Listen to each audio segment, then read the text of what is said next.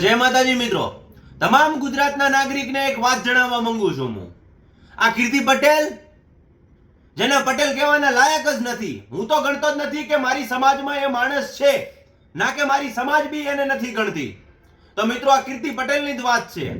અગાઉના દિવસે તારીખ 18 ના રોજ કીર્તિ પટેલે તેમના લાઈવમાં આવીને 2-3 લુખા તત્વોના દ્વારા એને એક વસ્તુ જાણ કરી હતી કે લાલા આહિર વિશાલ સોનીને ધમકી આપી હતી કે લાઈવ લોકેશન આપ.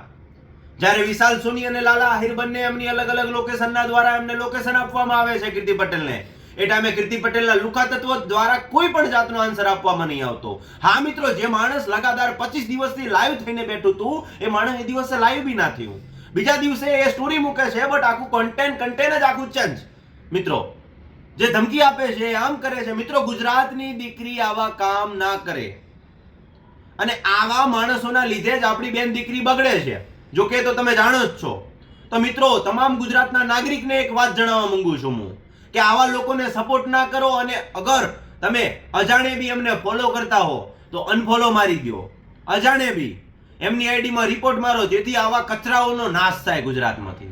મિત્રો, આ માણસનું કામ એ જ છે કે સવારે વહેલા ઉઠીને કોન્ટ્રોવર્સીમાં પડવું અને એવા સારા એવા માણસનું નામ બદનામ કરવું, કોઈકની મા બેન સુધી ગાળો બોલવી, મિત્રો અભદ્ર ભાષાઓનો ઉપયોગ કરીને સામેવાળાની લાગણીને ઠેસ પહોંચાવી. હા મિત્રો, એ જ વાત કરું છું. જો વિશાલ સોનીભાઈ છે, આપણા વિશ્વાસ સોનીભાઈ, એમના મમ્મી પપ્પા સુધી એને ગાળ બોલી, ત્યારે વિશ્વાસ સોનીભાઈ તેમની દુબઈમાંથી નોકરી છોડીને અહીંયા આવ્યા ગુજરાત.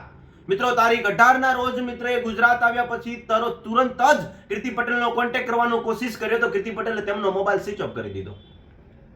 જો સ્વાભાવિકતા મિત્રો એવી છે કે મિત્રો, આવી ગુજરાતની વ્યક્તિ ગુજરાતની આપણી બેન દીકરીઓને બગાડતી હોય તો ગુજરાતને એકતા મેળવીને આ માણસને બહાર નીકાળવું પડે, યા તો કીર્તિ પટેલને શાંત કરાવવી પડે કે ભાઈ આવા વેહ ના કરે, કે આપણી બેન દીકરી એમનું જોઈને કંઈક શીખે. ચંદ મિત્રો થોડા ઘણા પૈસાઓની લૂંટમાટ માટે અને ફેમ મેળવવા માટે ને ફ્રેન્ડ ફોલોવર માટે છે ને આવા બધા વેહ કરે છે. તો તમે શું માંગો છો મિત્રો, કે આપણા ગુજરાતની આ એક દીકરી, જો કે અવળા રસ્તે પગ મૂકી દીધો છે, હવે બીજી દીકરીઓ બી એમને જોઈને શીખશે ને.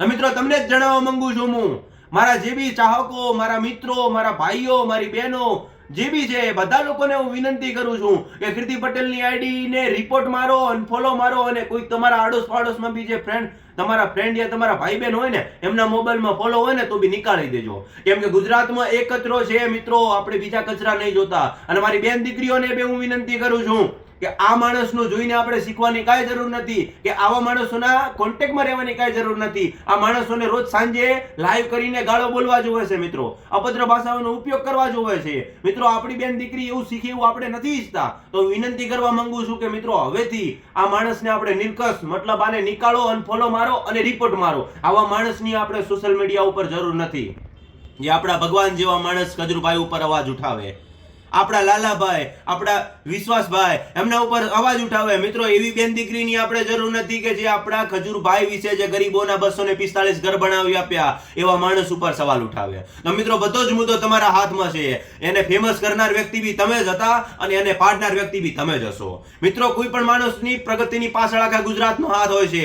એક વ્યક્તિ એક વ્યક્તિ થઈને એને આગળ વધુ કરવામાં પ્રોસેસ આપે છે. મિત્રો, તમે એને અત્યારે સાથ સહકાર આપો છો ત્યારે આગળ વધે છે. અને હું એક બીજી વાત બી જણાવવા માંગુ છું, અમુક જે લુખા તત્વો એમની સાથે સાથ આપે છે ને મિત્રો, તમને બી વિનંતી કરું છું, ભાઈ એમનો સાથ ના આપો. એ અવળા રસ્તે છે, તમે એમની સાથે અવળા રસ્તે ના જાઓ. અસ્તુ. જય માતાજી મિત્રો, મળીએ નવા વિડીયોમાં. આપણી ચેનલને સબસ્ક્રાઇબ કરી દો, અને સારો વિડીયો લાગ્યો હોય તો બેલ આઇકન ઉપર ક્લિક કરીને ઓલ નોટિફિકેશન ઓન કરીને વિડીયોને લાઈક કરી દો, અને એક સારી એવી કોમેન્ટ મારી દો. અને વાત જે મારી કીધેલી છે એ થોડી સમજવાની કોશિશ કરજો.